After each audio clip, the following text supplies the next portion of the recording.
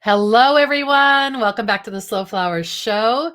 Well, it's that time again. It's our annual celebration of American Flowers Week through Botanical Couture. I'm so excited to be able to speak with our 5 botanical couture creators and show you what they've designed and hear about their inspiration. And today, of course, we're starting with one of our longest established designers and creators, Nisha Blancas. Hi, Nisha. Hello. It's so good to see you. Good to see you too. Nisha, it's the 10th year of American Flowers Week. It's really crazy. Yeah. And to know that I've been involved for 4 of those 10 years is even wild. Yes, you've been involved as a creator. You've designed 5 looks because year 1 you did 2 looks. I did. And we're going to have a big reveal of what you've done for 2024. But actually, it's not fair to say you've only been involved for 4 years because you've helped me as our social media manager as far back as 2017, I believe. Yeah. Which is pretty amazing, which is was year 2. So, or maybe year 3. So thank you for that. Of course. Oh my goodness. Let's just jump right in and look at some of the art we have to share. So we're celebrating our 10th anniversary. When I first started, one of the asks of Soul Flowers members and the floral community was post photos of your red, white, and blue flowers, your bouquets, your arrangements, and that was sort of my visual prompt that I asked people to do. So this is actually an arrangement I made years ago because if you have a indigo blue vase, it's the perfect foil for red, white, and blue flowers, right? Of course. And we love it when people do that. We've kind of more to have our focus be more on botanical couture. But I don't know, maybe we'll revive the red, white, and blue bouquet or centerpiece as our big project for next year. Before we look at Nisha's amazing botanical couture project, I wanted to just let you all know that for many years, we've worked with an artist every year to illustrate our branding for American Flowers Week. And we create free social media badges for anyone to use. They're all available to download in every possible format at americanflowersweek.com. And this year, I'm so excited that we partnered with Leslie Gorin. And Leslie's from your home state, Nisha. She's from Ventura County, California. And I found her on, like everybody else, on Instagram, but I think we have a lot of mutual acquaintances in the native plant world in California. And Leslie's focus as an artist is to educate people about the beauty of native flowers, not only in California, but all across the country. And this is what she created for us. Kind of amazing that she did all the research to find all the native flowers coast to coast. And of course, some of them are in many states. So I think there's 30 or 40 of these. The whole list of the native perennials that Leslie used, which are botanically accurate, is at AmericanFlowersWeek.com. So it's even great that she has, a really cute little forget-me-not from the state of Alaska. And she has, I believe, a protea from Hawaii and, all of the above. This is how we have created it for I guess this is landscape format for social media badge. So you'll be seeing these in our feed because Nisha's going to be posting them and all of our creators and participants are posting them. So I really love it because just one more thing I want to say about it is that for our forecast, our Slow Flowers Floral Insights and Industry Forecast for 2024, one of our top forecasts was the importance of native flowers for flower farming and floral design. And people are just really beginning to explore that. I know there's a lot of native flora in California, and some of them are just not considered possible design elements. So this is just something that Leslie really helped us express. Anyway, so let's just jump right in right now to our first beautiful fashion. And Nisha, I'm going to put your look up on the screen. We're going to, meet the creatives. You're one of the creatives, and we're going to meet all 5 today. But we're going to start with Nisha. And guess what? Nisha was her own model, which Surprise! that was the biggest surprise for me because you kept it a secret.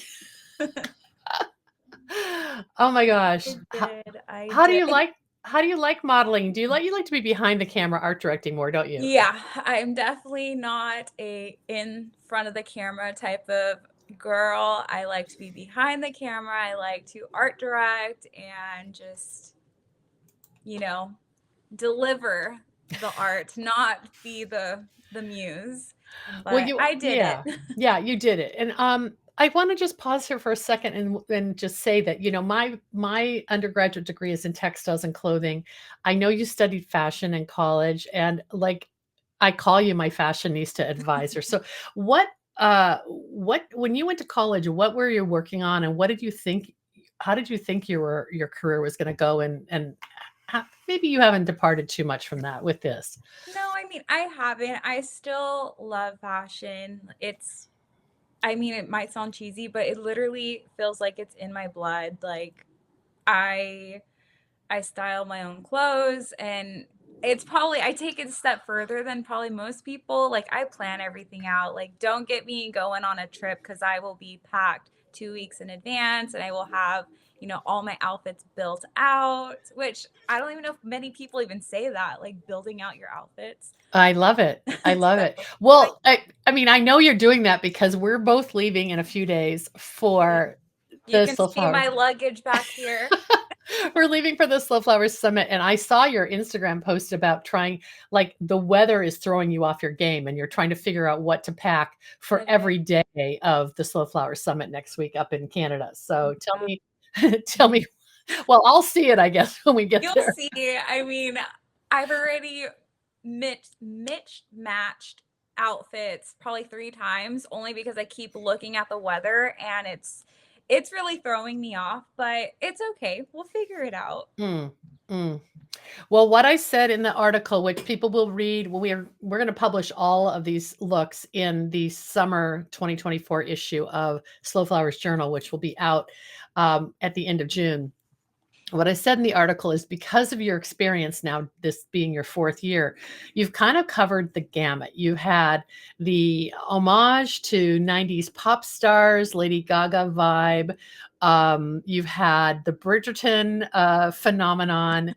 And then last year, you had this beautiful tribute to your Mexican American heritage, and all of which were so beautiful. And I didn't really know what you're going to come up with this year. So I didn't even tell you either. I literally kept this a secret and I'm actually really impressed with how it came out. But like you said, I've kind of have dabbled around and this time around it's definitely a little bit more personal and just kind of, within the photos I whether, you can interpret it the way you want to, but for me it was kind of just paying tribute or just honoring the idea of like support mhm. and seeking out support. And like I said, this was a very personal project for me. And, I kind of like how it came out. So, Yeah, and I think what it really underscores is that fashion is just another mode of communication. It's nonverbal, yeah. but it's in some ways, when people talk, and our good friend Teresa Sabankaya talks about the language of flowers, this is your language of flowers through a fashion lens. Yeah.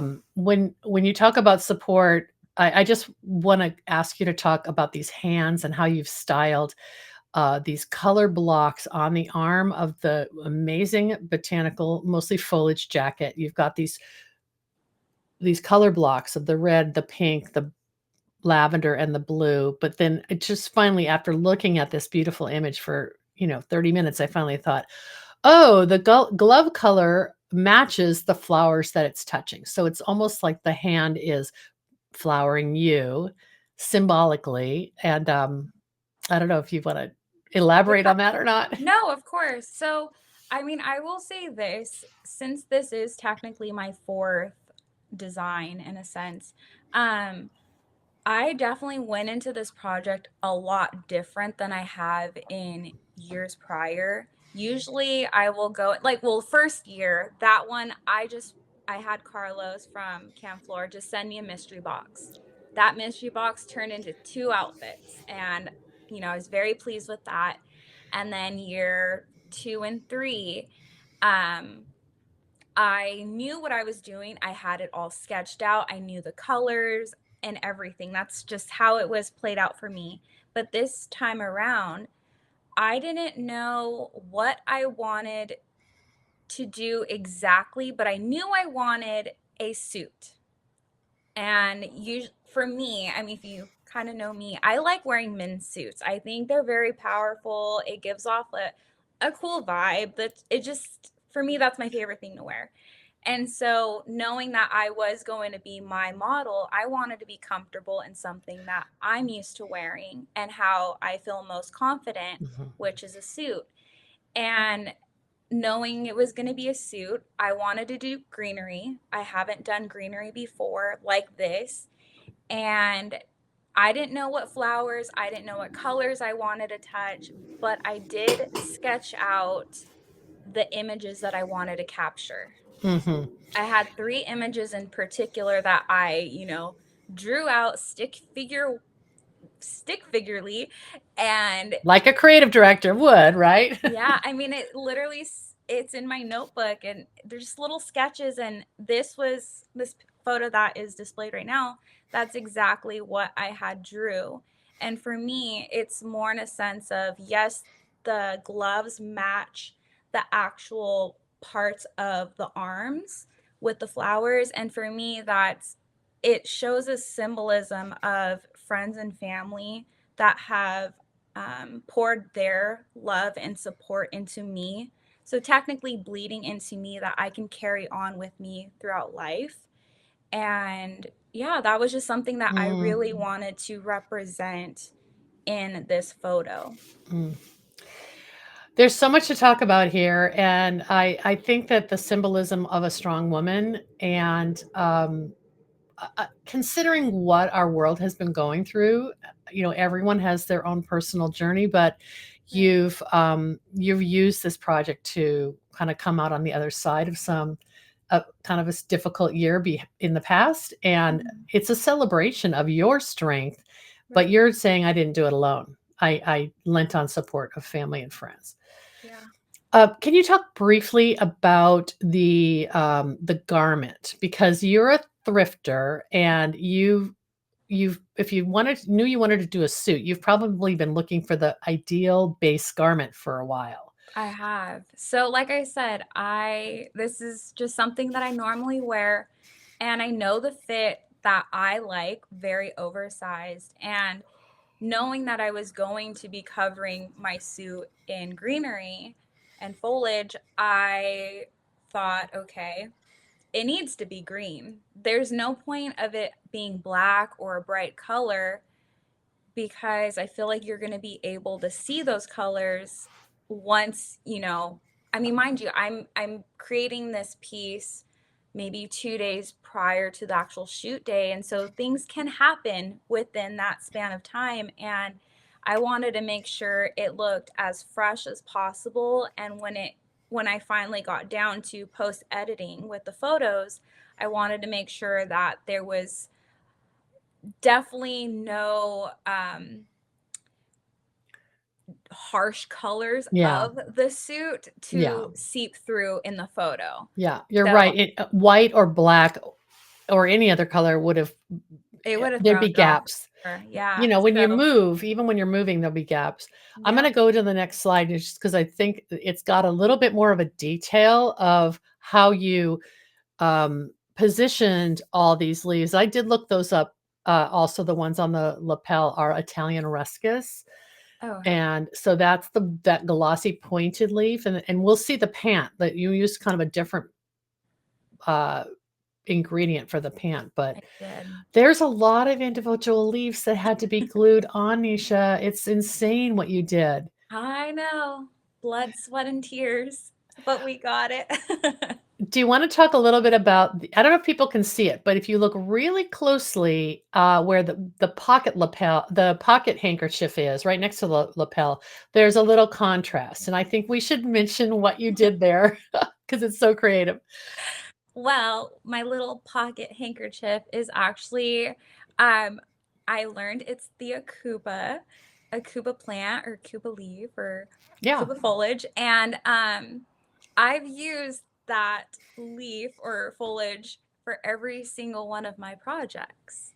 And this time, like usually my projects are usually covered in this leaf, yeah, but this time we just have one little handkerchief, so yeah, it but it's kinda had cool. to be included. It just had Yeah, to. I love it, I love it. And you did the design and the concept, and because you were modeling, you couldn't technically be your photographer. So your friend Anna, who's helped you on all of these, I mean, Yes. she gets the friend of the century award. She really does. She did the photography, and then you did the post editing on the photography. So thank I you, did. Anna. I This is a very special photo we had to include, and you'll see Nisha wearing her green opera gloves, which really go with the green of the suit. But in addition to Akuba foliage, opera gloves are one of your motifs that you've used in all your looks. So we have to mention that. course.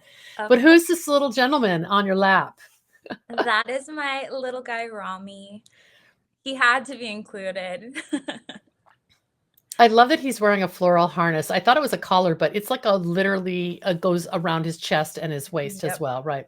It was literally covered. I mean, I should have took more photos of him to kind of show you exactly what it was, but it was literally, it just, the whole thing was covered. It was really pretty. Yeah. How did he like that? Was he resisting? No, he loves to be in his harney and he loves taking photos.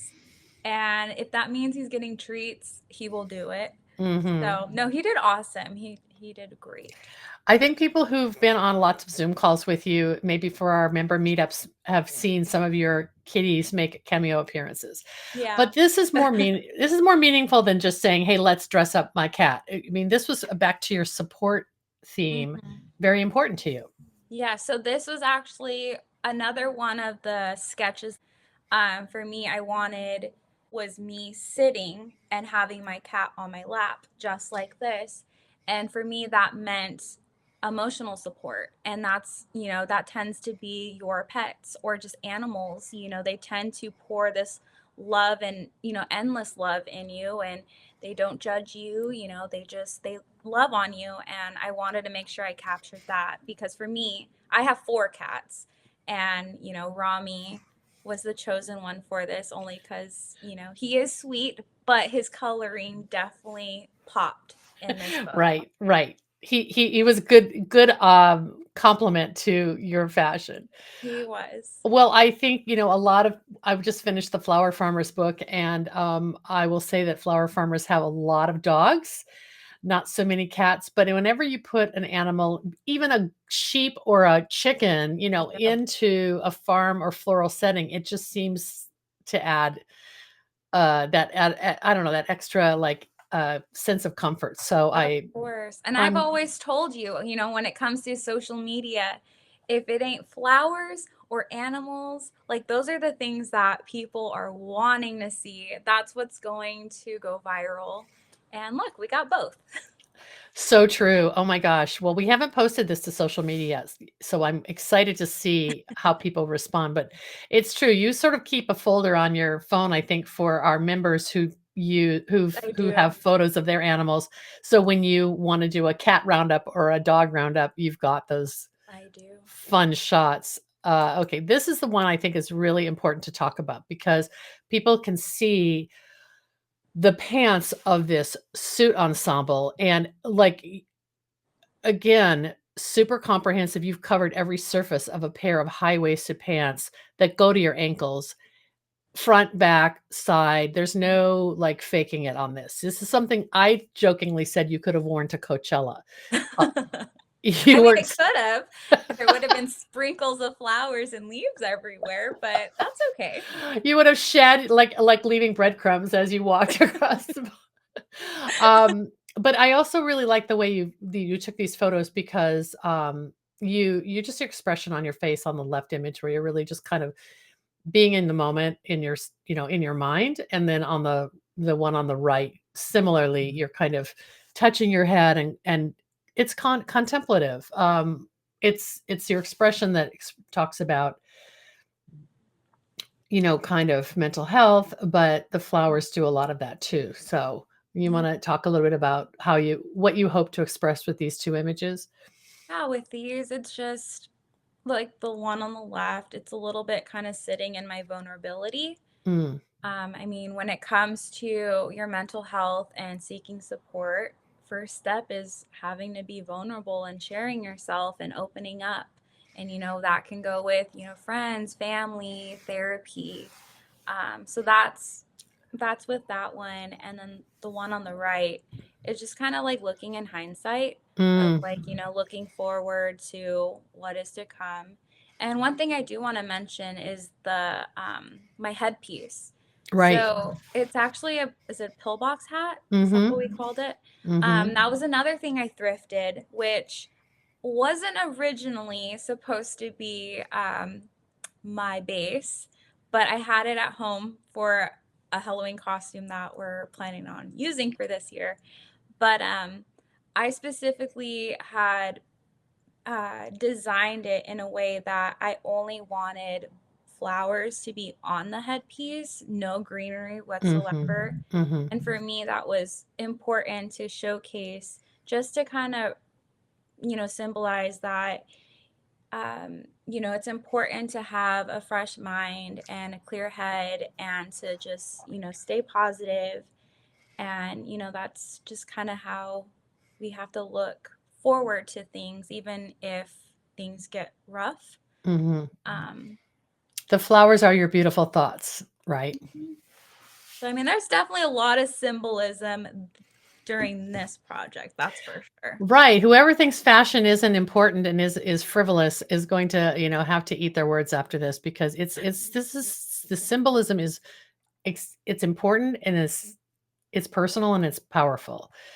I really love the fact that each flower on the garment is also echoing in the pillbox hat. And you were talking about blue being so difficult to come by, and I think there's definitely some delphinium in there from Camp Floor. So Yeah.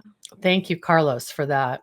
No, he really showed up with with these flowers. Like Mm, again, like I said, I had got there. I went with Anna and like I said, I didn't know what colors we were gonna do. And he was just, we got there and he's like, all right, we'll just go take a look at, in the coolers. And from there, me and Anna were just like, ooh, there's a lot of this, or oh my God, there's blue. So we were very pleased with what they had to offer this year. yeah, that makes me think of a comment that I hadn't said to you before, but these are all like very saturated jewel tones, and they kind of they don't compete with each other. Whereas if one was a very pastel uh, flower, it would just be overwhelmed by these other strong flowers. No, definitely. You know what? This one on the right shows the bralette, and I think we should talk a little bit about that too, because you just cover like a small tank, or how did you do that? No, it was a bra that I thrifted, and again, it was green. Um, Okay, that's probably why I was at the thrift store. so no, everything was green. The bralette, the jacket, the pants.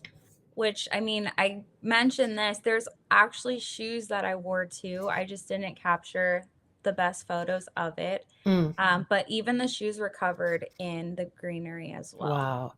wow. I did want to just add on the pants, especially in that right photo, you see the ornamental kale, and that you use the green kale and then the kale with the pink variegation I did. to really create a different surface texture on the pants than on the jacket. And I think there's some of the shiny ruscus around the waistband. So it's not like you didn't do any of it, but it's kind of a nice ombre effect the way you created that. Yeah. I should also add, you're not a flower farmer or a floral designer, Nisha, and look what you've No. achieved. This is like the encouragement for anyone to jump on board and be part of this project because it's really just planning and time and patience, I guess, right? Patience, time, creativity, A cooperative cat. a cooperative cat, a great friend that, will help you through the thick of it. I kind of want to end with this image. I really love this. I think the purple is so powerful for one thing, but it just is more symbolic with the two hands in your mind, right? Yeah. So for me, this was the third photo that I drew. Mm, And this one symbolizes therapy and reaching out to, for support in, the therapist realm. That was something for me that, what I went through within this last year, I felt it was important to finally give in and become vulnerable with a therapist. And yeah, so this is yeah. almost just, being vulnerable and reaching out for the help you need. And it's just expressed so beautifully with this cuff of that coat, coming your hand extending from that, where you see all the detail of how you compose this textile with all these California grown botanicals. It's amazing. And then again, the glove is just one of your motifs that is now we know it's just something that it's your go-to a fashion accessory, but here it's symbolizing something so much more. Yeah. Love it. Well, here are the credits, and I want to end with just acknowledging we've talked about a lot of the people who've participated. I love that you credited Rami, your cat, as one of your models. He is a model. I love it. That's really great. Well, Nisha, this has been so much fun. And of course, you constantly surprise me and inspire me. I'm so grateful for the fact that we met years ago. We have a lot of capers behind us, and you're still part of the Slow Flowers dream team. And this is above and beyond. So, Thank congratulations. you. I think it'll inspire a lot of people. And I will see you in Banff. Yes, yes, yes. Okay, so we're going to continue on meeting our botanical couture creatives for 2024 American Flowers Week. And I have all the images up to show, and we're going to go ahead and just get started right now with Jenny Diaz, our wonderful graphic designer, and who's done all of the social media for the looks. But also, Jenny, you have designed how many of these I creative? think this was my fourth one. I love it. Why do you like to participate? I mean, you've been part of American Flowers Week since the beginning. You created our first official logo and all of our looks. Do you just like the idea of wearing flowers as a garment? that that wouldn't be wrong. I've always had a love for flowers. Growing up, my mom would always take me to, Home Depot or Lowe's and show me all the flowers and Rogers Gardens in Newport. And we'd go on hikes and she'd have her big flower book to show me what each flower was out there. So I've always had a soft spot for flowers. And as I got older and decided what kind of career I wanted, I always wanted to be a creative director. And me asking you, this was like the perfect opportunity for me to fulfill a dream, but also revisit my passion for flowers since I was little. So it was kind of like an all encompassing dream come true. It's a dream come true for me too. Let's look at the botanical couture garment that you created for this year. And there's so much in the story that people will read in the Slow Flowers Journal when it is released next week. But first of all, when I saw this image, my first reaction was, where do these flowers, these giant California poppies, come from that you created for your set? Can you tell us about like how you executed that idea? Yeah, I wanted something to be whimsical and fun in this shoot. And um, my original inspiration was like 1920s, kind of like the real campy, playful props that they would have, like the large moons and everything like that. So that how could I incorporate something like that And I thought, oh my gosh, I'm in California. What's better than California poppies? So I went to the hardware store and had them cut down PVC pipe for me. And I ordered, large school craft paper on big rolls and had it delivered, and got some spray paint and some pipe cleaner and just went to town and constructed it the best I could. Oh, it's beautiful. And the translucency is just amazing too. Like the way that's what it looks like when we see a California poppy, is just Thank that you. light flowing through it. It's beautiful. And we should say Thank that you. one of Jenny's other clients is the California Grown program, CA Grown. I don't know if many of you have seen the license plate with the blue background and the yellow letters, CA Grown. I see it a lot on sleeves of flowers from California, usually at Trader Joe's, Yes, um, but they represent all agricultural commodities in the state, or most of them, right, they Jenny? do. Yeah. They definitely do. So how did they get involved? So they reached out to me and kind of, asked what my schedule was looking like in the future. And I said, well, to be honest, I'm doing this botanical couture dress for slow flowers for American Flowers Week. And they said, oh my gosh, really? And I said, yeah. And I said, there's California grown flowers in there.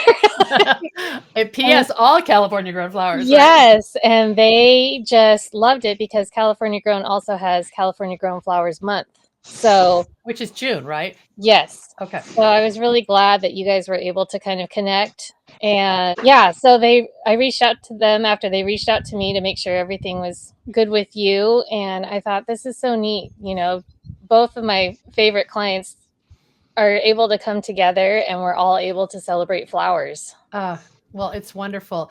Thank you, Jenny, for doing that. I will just mention that the flowers were all provided by Carlos Cordoza of Camflor in Watsonville, and you actually drove up to their warehouse to shop their coolers, right, Jenny? I did. That was such an experience.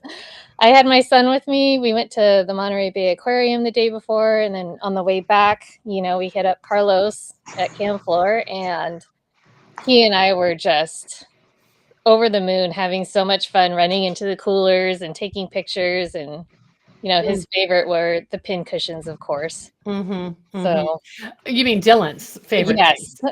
I mean, I said I've used those. They're a little iffy, but Oh, that's fun. Actually, before we wrap up, I want to just have you address like what flowers, how did you execute this dress? You used a lot of flowers that are in that kind of warm palette, yellows and golds, but you have a lot of green on the bodice. yes, I used leaves for the bodice. I didn't want. I'm sure everyone else struggles with this. You don't want it to look bulky, Yeah. and so I thought, I've never really used the leaves before, so that was a fun thing to do. The safflower was my favorite. It was just fun to put little accents of it Yeah. all on the dress. We see that at the shoulder and the belt. Mm-hmm. Yeah, I love that. The leaves are actually the amaranth leaves, I believe, and then you Yes. use the amaranth tassels on the shoulder, sort of like fringe. Yep.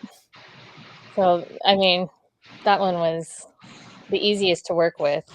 The snapdragons, I had a lot of hope for them and definitely had to rethink my choices before I actually got them on there. But I did decide to use them and to create more of a print Yeah, on the dress. yeah, like a textile embroidery almost. It feels like. Yes. So it turned out better than I Oh, was expecting. I love it. I love it. And when you talked about wanting to be a creative director, this really was a whole project for you. You found the location, you styled the model, you did the photography, you did basically, and you made the dress. I mean, you basically did everything but model it yourself. Yes.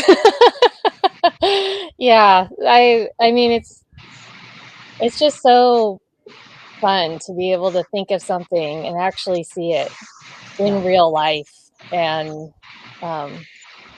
that's one of my greatest joys. So is creating. I love it. Well, the full story about Jenny's inspiration is in the editorial that we'll release next week. But if you have any familiarity with Art Nouveau illustrations, you can see that there's a bit of that vibe, made much more modern in 3D with flowers and fruit. You did just a beautiful job, Jenny. Thank you so much. Thank you. Thanks again, Deborah, for letting me participate in this event. I'm giving you a yes for next year now, Okay. okay? Thank you. If you want, and just for a sec, we'll make sure people can see the creative credits here. Believe me. Your model Cara, is it Cara or Kara? Kara. Kara is back for round 2. She was your very first model when you did that Gerbera Daisy 1960s Twiggy dress, I She remember. was, and she's already like, if you do it again next year, I'm always available. Boy, that's half the battle. I love it. Thank you. Oh, that's great. All right, we're going to go on to our next one. Thanks, Jenny. We love Thank you. you. Love you. Yep. And we have Hannah Muller, who is well known on Instagram as the Wreath Room, or is it Wreath Room or the Wreath Room? Wreath Room. Wreath Room, and Farmer Hand, and Full Belly Farm. And many people have just recently seen and heard Hannah on the Slow Flowers podcast because she has a brand new book out called Designing with Dried Flowers.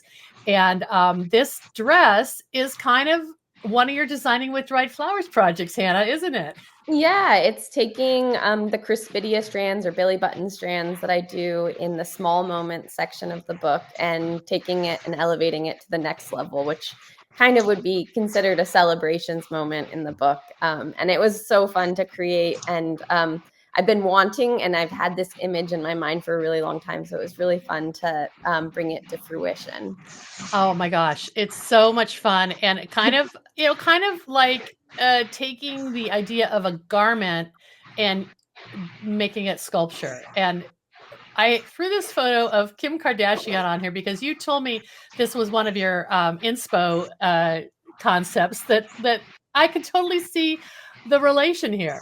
Yeah, I just love the pearls and the draping of the pearls. And as soon as I created the Crispidia garlands for the book, they've been hanging in my house ever since. And I just love the idea of having them drape over a body and just like seeing that sort of elegant look similar to the pearls that Kim Kardashian wore at the Met Gala. I kind of like yours better, Hannah. well, thank you. Do you have any idea how many like linear feet of strands you had to create to make this garment? I don't know off the top of my head, but it was a lot. And I actually I made a few extra, and I realized that maybe too many is kind of getting to that bulky level that Jenny was talking about. Mm-hmm. If you want to keep it sleek and keep the lines really elegant. Yeah. Well, I think what struck me as the most interesting is that it's mostly just using your body as the surface for the strands to drape off your shoulders and off your hips and, around your waist. Really, the only thing it looks like that is very sculpted is the bodice, the bust line, where you had to, you created kind of a spiral pattern with the strands, right? Yeah. So those were glued onto an existing bust, but the rest of it was kind of made on me as I started to put it on. And because it was something that, you really need to see how it drapes and how it sort of sits. And I didn't have a mannequin to work on. So it was really a fun, like in the moment process to try to see how it would all work. It makes me think of if you ever watch Project Runway, like right before they go out on the runway, they're like, it's a make it work moment. Yeah, like gluing the garment onto the super broke. Well, it really was a make it work moment because this was the week that the book came out as well. So it was like a really wonderful pandemonium week full of, ups and downs and highs and lows and a lot of excitement. So this was a really nice way to end the week, was just to have a bit of a celebration of, what you can create once you have all of these tools in your wheelhouse. I appreciate that you think it was positive and a celebration, because I kept thinking she's cursing me. She's like, why did I say yes? But it is why I ended up modeling, because I was like, okay, I'm gonna do it myself. And it was fun. It was actually, I used to dress up in a lot of, flower fairy costumes when I was a kid growing up at the farm. And so this was a bit of a throwback to that. And it was really fun for me. Well, it's interesting you say that because I know there's a flower fairy tabletop party in Designing with Dried Flowers, and you mentioned that it kind of referred back to your childhood growing up at Full Yeah. Belly. So, and Elliot Schoenig is your wonderful partner and husband, and he was a great photographer. So, Thank you. thank you, Elliot. We didn't use this image in the social media graphics, but I just thought it was so clever that you use yellow bubble gum and blue, this big bubble to go with your sphere dress. Yeah, it was actually much trickier than I thought. I had this image in my mind and then blowing bubbles. I haven't blown a bubblegum bubble in a really long time. So trying to get that. But I had this image, of all these yellow balls and then yellow bubblegum as well. So had to make that happen. I love it. I'm just going to, I think the next photo is from the pages of the book, which you shared with me. This is actually one of the projects that is in, when you said small design projects, right? Yeah, In the book. small moments. And so it's just, small moments is about celebrating the Tuesday morning, the moments where we might forget to take a moment and actually arrange and design. And so these Crispidia strands are such a lasting feature that you can hang in a childhood bedroom or around your house or at a wedding. And so I sort of took that idea, and in the book I use a fishing line and embroidery needle, but I used a little bit of a stronger wire when I was creating it for the bodice. I thought that was a good point, because then when you're using like a bullion wire, you can actually shape it more and keep it kind of exactly where you want it to be. Exactly. I remember when I interviewed you about this, you said there's a lot of different flower heads that you use for celebration garlands, because there's weddings at Full Belly Farm and you're doing custom work for people, right? Yes, yeah, and straw flower and marigolds are one of my other favorite. And the straw flower and marigolds and Crispidia, I usually use fresh because it's easier to poke the needle through and then let them dry naturally on the strand.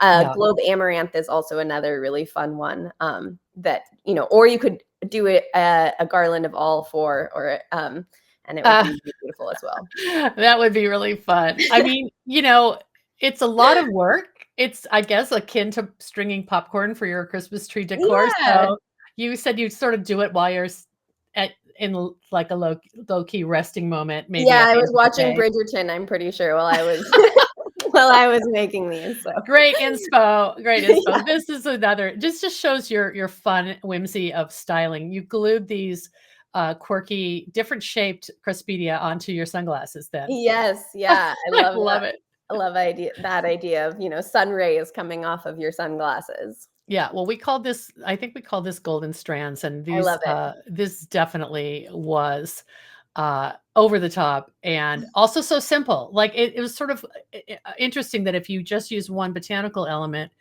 you have to have a very specific shape or a very specific silhouette, so it's more impactful. And you did that really well. Yeah, thank you. Yeah, it was really fun to work with just one and something so small too, and I loved seeing it come together. Thank you so much, Hannah. We wish you Yeah, such success with your book. And thank you, Deborah. I was asking you if you were going to keep that bodice, that brassiere, the little bralette. You could wear it with some jeans. Yeah, it's like the bridesmaids of bridesmaids dresses of botanical couture. You can just shorten it and wear it again. Sounds great. Yeah. Okay, well, you might have to drop off, and we know you're harvesting today, so I'm really so excited to share this and get it out into the world. And Hannah, thanks so much. Yeah, thank you, Deborah. Yeah. Bye. Bye-bye. Okay, now we have Alana to talk with. And Alana, I am so happy that you said yes when I asked you to be part of this project. Tell everybody where you're located and a little bit about your studio, your design studio and your farm. Thank you, Deborah. It's a pleasure to be here. We are just outside of Philadelphia in a small town called Skippack. Our mailing address is Schwenksville in Montgomery County. Okay, and what Waverly Flower Co. is, it's a farm and a design studio, right? That's right. So we operate 4 gardens throughout Montgomery County with the goal of producing or providing most of our own flowers for our events and daily delivery orders. I love it. This is such an exquisite dress, and there's just so much to talk about here because you really went to town with the venue, with the model, with the styling and the props. And so let's dive right in and learn a little bit more about it. I decided to call it past and present because there is a bit of a throwback to this historic venue and retro car, but the gown is very much in the present. And here's a really great detail of the bodice. What I was most impressed with, I guess, in terms of the engineering is you used a bodice, almost like I don't know if it was a corset, but something very fitted, and then a petticoat, and you as your base, but together they look like a single garment. Yeah, that's right. So it is a two-piece set. We used a very fitted bodice, measured to Lindsay's size, and then we also created a petticoat with a mesh overlay that we wired most of the greens and the roses into. Wow. Wow. And what I learned the most in interviewing you was that you trialed a ton of foliages from your farm and garden, thinking, well, this will be easy, but it really was a challenge. It was a challenge, and I was mindful that it was going to be very possible that we were going to shoot on a very warm day, which did end up happening. It was 85 degrees on the day that we shot. And my biggest challenge with all of this was really not keeping the flowers looking fresh and hydrated. It was really the greens, and also wanting to have the right type of green for the right shape, the right texture, the right weight. Wanted to have something that would keep it relatively sleek, like Jenny referenced earlier, not too bulky, but also wanted to have a bit of to it. So we relied pretty heavily on magnolia and pieris leaves for most of it. We have some wisteria leaves in there too. Yeah, no, I was really surprised about the wisteria leaves. The pieris, the magnolia, and the wisteria create also sort of a lot of dimension. Then you're not just having this flat leaf dress. I want to show the next slide. I put this in here because this is how this all happened.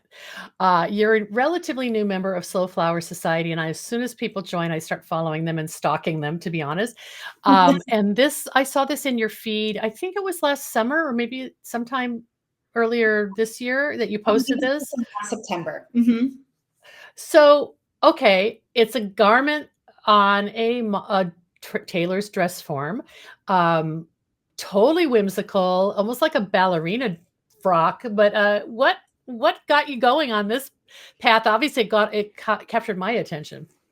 Yeah, so it really kind of combines my two loves of both flowers and fashion.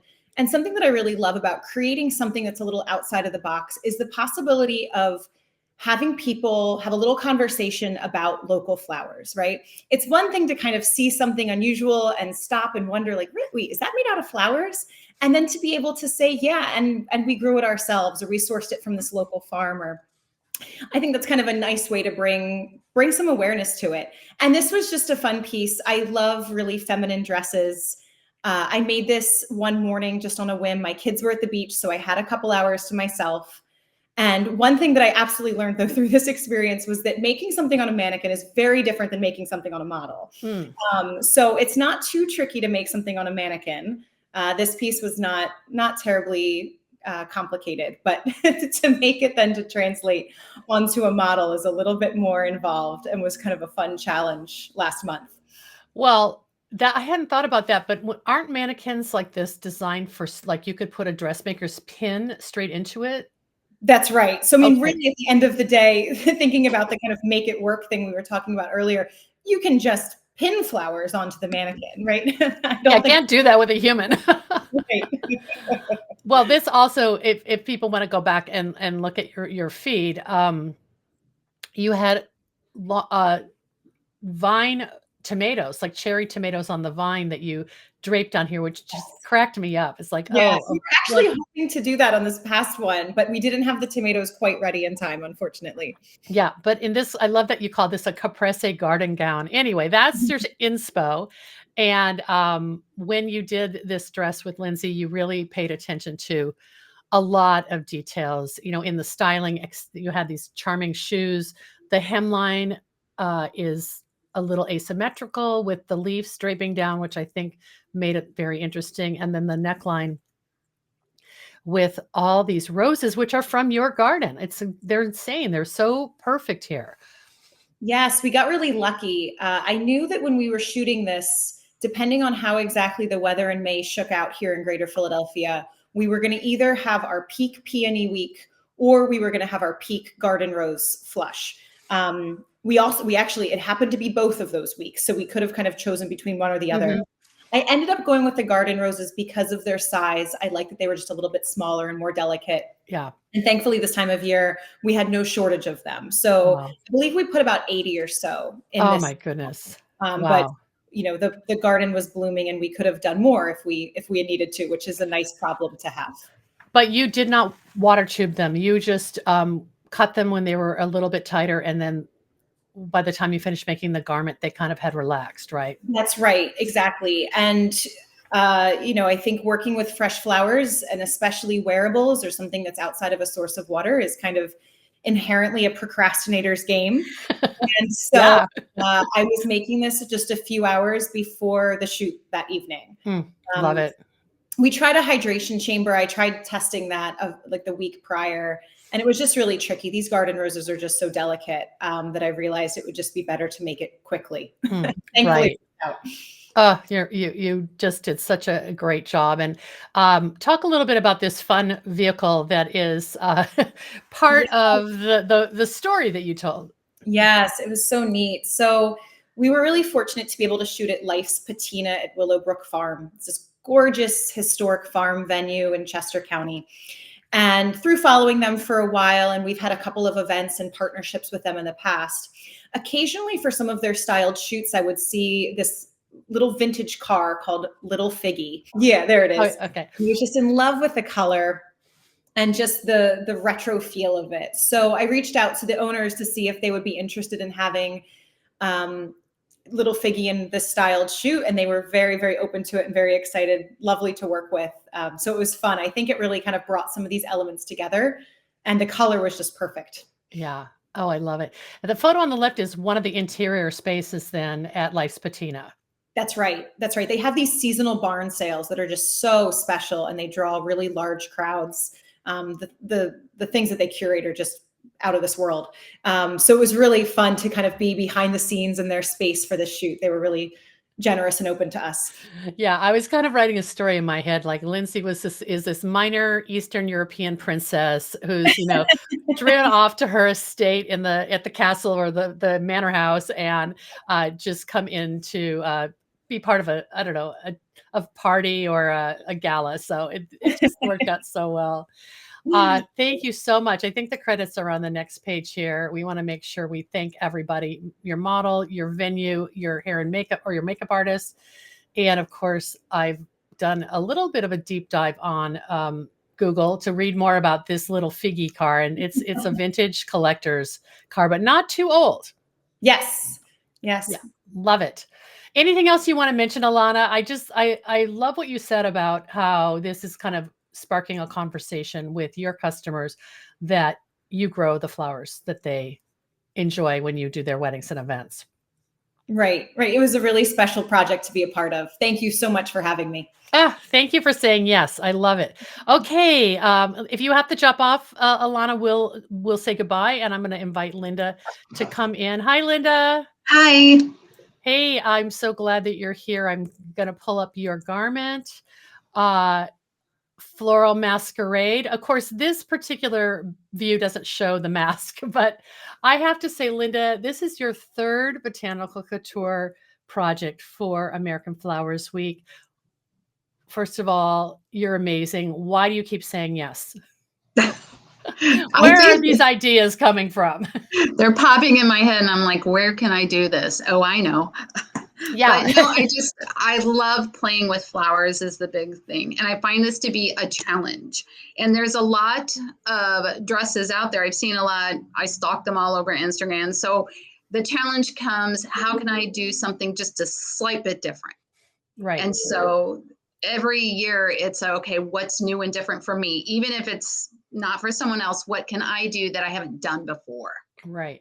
I mean, you're basically in the Garden Flower Farm is a flower farm and a venue for you pick flowers and workshops and tours, you don't primarily sell yourself as a florist for direct to consumer in terms of designed projects, do you? Not at all. Okay. I mean, I'll do things on a small scale if I'm asked, but I don't go out and seek it. Yeah. But this kind of gets your inner florist going, your inner artist going. It definitely does. Yeah. Well, I went back and first of all, I'll show the next slide, your inspiration. Here's the front of the garment. So let's talk about this briefly. The floral component is primarily this wraparound draping trailed skirt that almost looks like it's growing out of the garden. And I don't know if I'm doing it justice by describing it, but you had a lot of inspiration from ball gowns and that people would wear to masquerades. Is that sort of where you got started? That is, it started out with the mask, and then I wanted to do the mask. And then I thought, well, I want to do the gown that goes with the mask. But I wanted to update it a bit, not have the big full Victorian. That's when we went with that little bee dress. That's why we went with black and the Crispidia. And then the main focus was to be the train. Right. And I wanted the train to be like a garden, like it was actually growing out of the garment. It was the garment. Linda created this entire Pinterest board of ideas, which she sent to me. And I went back and found it when I was building this PowerPoint. And I was just realizing how many different directions you could have gone, because you've got these elaborate neck pieces.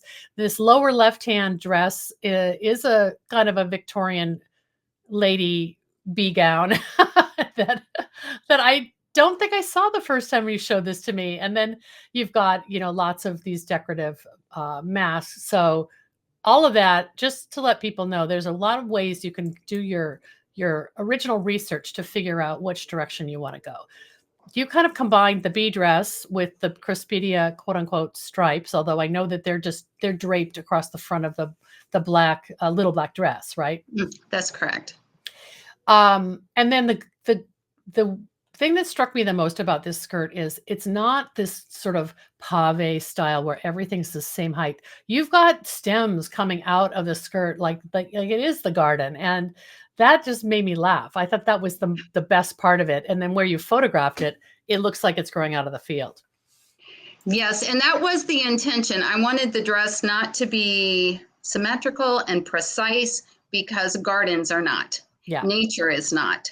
So as I designed it, I know you can't see because we ended up having it very full, but I've got spent blooms in there and buds in there as well as blooms, because I wanted to encompass everything that was happening in the garden at the time.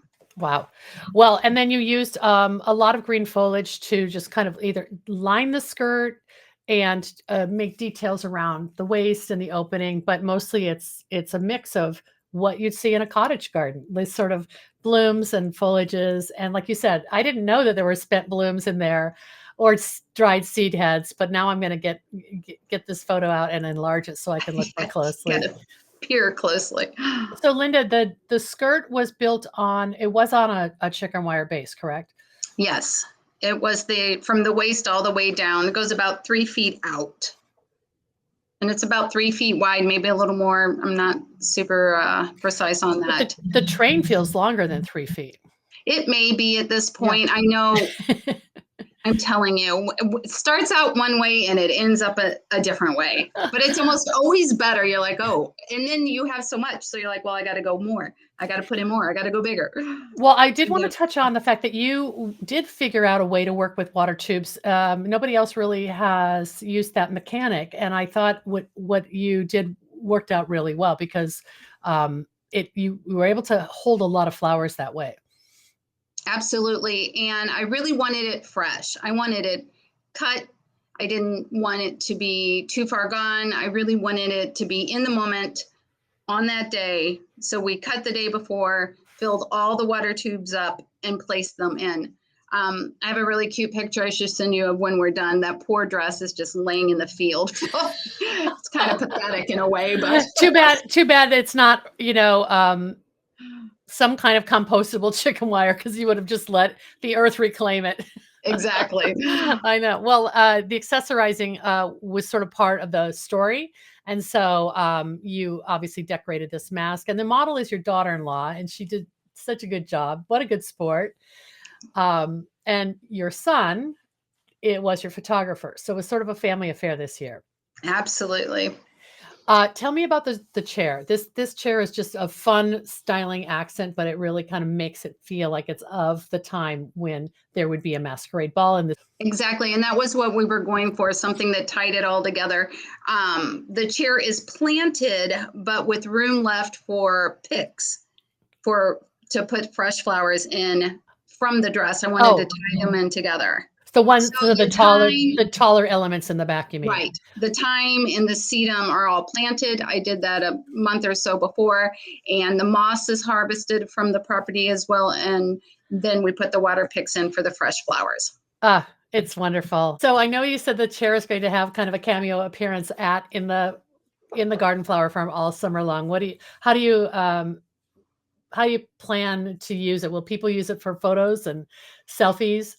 Most likely it will be a photo op. I'm considering other things I could do with it. I'll probably change it for the season. In the fall, I'll put, fall flowers, amaranths, maybe some pumpkins in there. We'll just change it up and let it go seasonal with us. Okay, so what are you going to do on during American Flowers Week, June 28th to July 4th? Anything fun? Oh, we've got a lot of options on the farm, and we're trying to tie it all in and figure out what we're going to do. We have a lot of people that want to come out and do some things, so we kind of pick and choose how much we can handle in between just growing. Make yourself a botanical necklace to wear when you're greeting people, because you've got all the raw material there. Oh, I certainly do. You were the model the first time you did this, so you know what it's like to try to wear a garment that weighs 50 pounds. Yeah, it's quite exasperating at sometimes. And the thing that always got me about the garments is the weight. We focus after that first time a lot on weight. How heavy can it be? And part of the train being so big is we wanted it to lay on the ground, so she didn't have to carry the entire, because we knew it was going to be full of flowers. I remember when I interviewed you about it, I basically, after that description, I pictured a freestanding skirt that she could basically just step into almost, because it was supported by the garden and not the model. I love that idea. Yeah. All right, Linda, thank you so much. This has been really fun, and we'll be posting and sharing the issue of Slow Flowers Journal. Our summer issue will drop on the first day of American Flowers Week, and you can read the full story behind Linda's dress and everyone else's botanical couture looks. And I hope everyone gets involved. Post your photos on social media and use the hashtag American Flowers Week so we can all see and share what everyone is cutting. And one of the reasons American Flowers Week happens when it does, and maybe this is crazy, but my first inspiration was to have it, culminate on July 4th, our Independence Day holiday. But there are flowers growing in all 50 states at this time of the year, and that's pretty special. I don't think a lot of people realize that. So let's all have a little bit of fun with our floral fireworks. Thanks, Linda. Thank you, Deborah. Okay, we'll talk soon. It's so good to see you. You too. Bye-bye. Bye-bye.